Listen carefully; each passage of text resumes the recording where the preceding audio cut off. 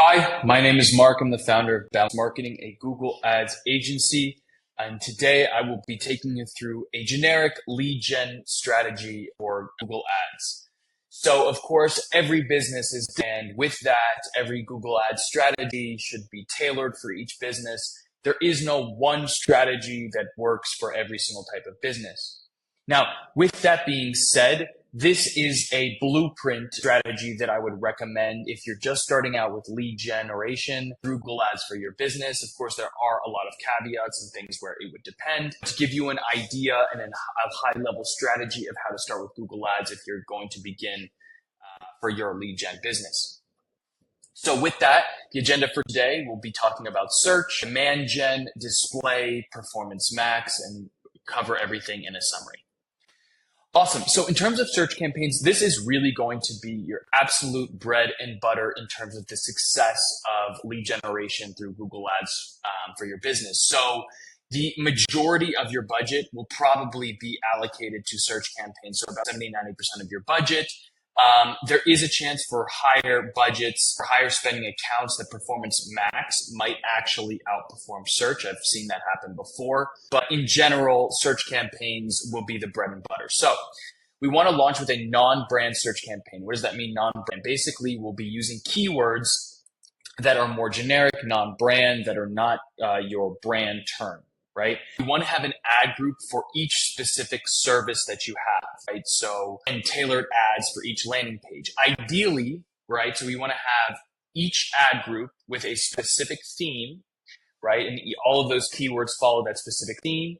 And then the ad and landing page that is tied to that ad group matches that same theme, right? So that the user journey is seamless and everything makes sense. So I'm going to make some random potential lead generation business, right?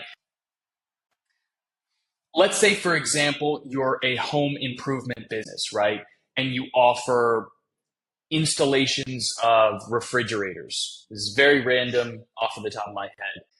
You want to have a dedicated, specific landing page for installations for refrigerators or installations for home appliances. Let's make it a little more generic, right? And then you want to say, let's say your roofing, right? So you want to have a specific landing page for roofing services, right? So that there's an ad group for roofing, there's an ad group for home appliance installations, there's an ad group for whatever service it is, those keywords inside of that ad group, and then a tailored landing page for that.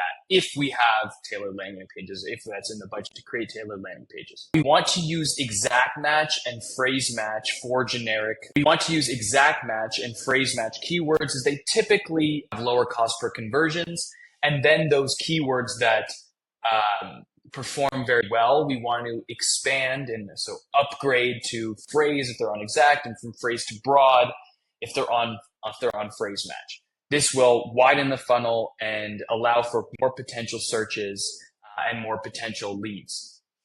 We want to have larger, more specific keyword lists. And the more specific, the longer the keyword, they're called long tail keywords, the more specific, the lower the CPCs, usually the more cost effective that keyword would be, especially if we're in a sort of industry where the service offering is extremely niche. You typically want to have some sort of longer tail keyword to be cost efficient, and typically nothing more than 20 keywords per ad group. You also want to be sure to add negative keywords to mitigate irrelevant searches. You can do this by going to your search terms, seeing which search terms are being triggered from phrase match or broad match and even exact match now, and add them as negatives. This mitigates irrelevant searches. If there's anything you don't want your brand to be associated with, you can add them as negatives as well. A lot of brands don't like being associated with cheap, things like that. Always want to be testing keywords and remove non-performing and redundant keywords, right? This is a best practice. So we want to launch on manual CPC. I like to use manual CPC over max clicks. It's debated in the community and Google Ads whether which one is better. Manual CPC, for me, I prefer because it drives less spam traffic and higher quality of traffic. And that is essential when we're a lead gen business because we want to not just get as many leads as possible, but the highest quality of leads as well. Right? Eventually, once we have the numbers thrown around, 30 conversions in, I've seen it go lower, but once we have the data to switch to max conversions, let's switch to max conversions. A way to actually get a trick I like to use to switch to max conversions and optimize for leads before we actually have 30 leads in the account is optimize for the contact us page load, right? So, or whatever it is that, whatever URL that loads before the thank you page, right? Optimize max conversions, optimize the conversion for that so that you can tell the campaigns, hey, optimize towards getting leads, right? Or contact us page loads. Once we have 30 thank you pages completed the form page loads, then we'll switch and use that and switch the former to secondary so that doesn't optimize in the account for that. We always want to launch with a branded search campaign. Now, that's dependent on whether we have a built brand and sufficient brand search volume. So I would say if you're not getting 1,000 average monthly searches on your brand, focus more on SEO. People are going to find your website through organic regardless from your brand. Make sure that you focus on SEO. If you do have more than 1,000 monthly searches on your brand, I would recommend launching a branded search campaign, especially, of course, to protect yourself from potential competitors. If competitors are bidding on your brand, you always want to make sure you're running a branded search campaign. Here, we want to use exact match keywords. Just it's best practice to lower the cost per conversion. The bidding strategy, let's use manual CPC, same strategy as before on non-brand in terms of bidding. So I'm a big fan of DSA campaigns. So if we are doing a lot of SEO on our business, this is also where DSA campaigns could be very, very beneficial. If you have a lot of content on your page, this is just a way to ensure that anything that's relevant to your business, anything that's on your web page triggers from a keyword. So how it works is DSA campaign stands for dynamic search ads. And we want to launch a DSA campaign, dynamic search ad campaign, where the campaign is scanning the content of your website and using that content to match it back to a potential keyword so that any potential search that's on your, any potential keyword that someone implements that's on your website shows our ad so that any potential client or whatever it is, any potential lead could come through and become a conversion on your website. And so just make sure that it's covering all pages. So all of your website to cover everything. Just fills in the gaps in what the non-brand search campaign isn't currently fulfilling. My hair is definitely need a haircut. All right. So competitor search campaign, month 4. Competitor search campaigns are something I like to do if we have competitors that have a high number of average monthly searches, but relatively low CPCs. Now, this is very dependent on your business and if you have the budget. If you are a larger account or if you are a larger company and you do have the budget and your competitors aren't running Google Ads, that's a great opportunity to expand out from non-brand and actually use and bid on your competitors' branded terms as keywords.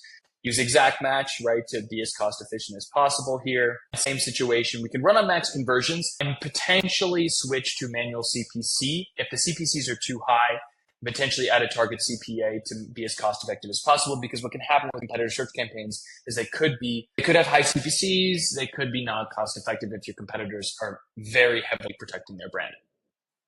Also, so in terms of the extended search strategy, some best practices, you always want to be using structured snippets, show specifics of each of your service offerings, use call outs to promote your unique offers, whatever your USPs are, highlight your site link assets at the account level. So things like contact us, about us, whatever it is on your website. If you have a lot of different services that you're offering, right, make sure that you have them each as site links. So that if you're home repairs business or whatever, you have a site link for home appliance installation, site link for roofing, everything I mentioned before, right? Add engaging and relevant images to search campaigns to improve click-through rates is another best practice. Test lead form assets to improve conversion rates. So this is something that is dependent on your business. If you're usually high ticket, I wouldn't recommend this. But if you want as many leads as possible, if you're selling something lower ticket, it might be worth it to test lead form assets, meaning a lead form will pop up before someone actually gets to your website. It helps with conversion rates for people who are, quote, a little bit lazy, right, to go to the website and fill everything out. It converts those people that don't want to go to the website. Brand logos always want to use, and consider adding call assets to search campaigns if you want to drive phone calls for your business. If you're a lead generation business, make sense and you do want to get people on the phone. Demand gen creation. So this is specifically for retargeting purposes. So this would come month 2, month 3, have a smaller amount of your budget, say about 10%. So this is a campaign where we only want to retarget website visitors and engaged users and offer an exclusive discount for people who didn't convert. So 10% off, 15% off, things like that. Now, of course, this will only be applicable and only work if we have the sufficient budget to create a retargeting audience, right? So we have to have at least 1,000 people that have been to our website through our ads to create this retargeting audience. And once we've done that, we can use that audience to add to our demand generation campaign. And so people who have been to our website but did not convert, we can show them video ads, ads on Discover, ads on Gmail, ads on YouTube to retarget them and potentially convert people who didn't convert but went to the website. So similar strategy to the demand gen is also retargeting on display with a responsive display campaign. Again, about 10% of budget. And also this is only relevant if we have the sufficient data from our search campaigns and ads to create this retargeting retargeting audience, excuse me. So with that being said, I also would like to create before, let's say hypothetically, we don't have that retargeting audience. That's not possible. We want to launch a display campaign potentially for upper funnel tactics as well. So this is where we'd launch with all of our audiences in observation mode. This allows for machine learning and audience expansion. We want to launch with a bidding strategy of viewable CPM. This allows you to bid on a number of impressions. This is pure brand awareness at this point. Also switch to max clicks to drive traffic to the website, right? So in doing that, now we've driven traffic to the website, which we can use for retargeting purposes on demand gen. So it's multi-touch, working up and down all stages of the funnel, right? The other thing I want to mention, again, there's a lot of contingencies here. So with display, you can launch a retargeting and display campaign, competitors display campaign. So you can create a custom intent audience for people who have searched for competitors or visited their website in the past 30 days. So this is really great if we have a lot of competitors that have built brands, especially if you're selling something that's higher ticket, higher AOV. It's very relevant because they'll be searching for your competitors, checking out who has better prices. And if they're doing that, you can show them your display ads as they're in their buyer journey to show them, hey, our brand, your brand is a better offer, right? So that is something that always performs very well if we have built competitors. As I mentioned before, retargeting, you always want to create a retargeting audience for people who have interacted with your ads or visited your website. This will come later on around month 5. You want to create a custom intent audience for people who have searched top performing keywords. Of course, we need to know what the top performing keywords are before we can do that.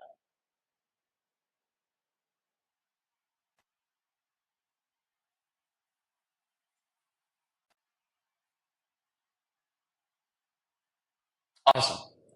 So Performance Max. Performance Max, I've had a lot of success with for larger accounts that have the budget to spend in Performance Max. So Performance Max is very contingent on whether you have really great creatives. You need to have really great video assets, really great display assets. For Performance Max, I'd actually, the difference between lead gen and e-com is for lead gen, I'd actually use all assets. So YouTube, display, search, it will run on all of Google's channels, right? I want to do this as a Performance Max, this for all stages of the funnel that search at the bottom didn't cover, that display didn't cover, and fill in all of the gaps. And it also runs on all of the channels. So that's really what Performance Max is great at. But Performance Max, to run really well, you need to have a lot of data in the account, which is why I pushed it out to month 4, month 6. Okay, so here this can also act as a retargeting Performance Max campaign, right? So what you do is you create a custom intent audience, a custom audience for people who have been to your website, right? Exclude the people who have actually filled out the form and gone to the thank you page. Okay, that way you're targeting people who have been to your website but did not convert, targeting non-converters. This is a way that you retarget people, right, who have into your website, but they're not yet leads. Okay. You can also create a potential prospecting performance campaign with all assets and exclude website visitors and social media channel visitors. And this would be pure upper funnel prospecting, right? So this is excluding people who have interacted with your brand. This is purely for upper funnel marketing and for prospecting. And that is everything. So, of course, everything that I mentioned is very contingent on lots of factors. It's contingent on budget, it's contingent on your industry, your offer, etc. There is no one size fits all. If you are a lead generation business owner and you are looking to run Google Ads, or you currently have a Google Ads account and you'd like me to audit your account and put together a free strategy for you, feel free to reach out to me over LinkedIn. My will be linked. You can book a call directly through my website, book a call on my LinkedIn, send me a message, send me an email. And if you have any questions, feel free to let me know as well. And thank you so much for watching. Have a great rest of your day.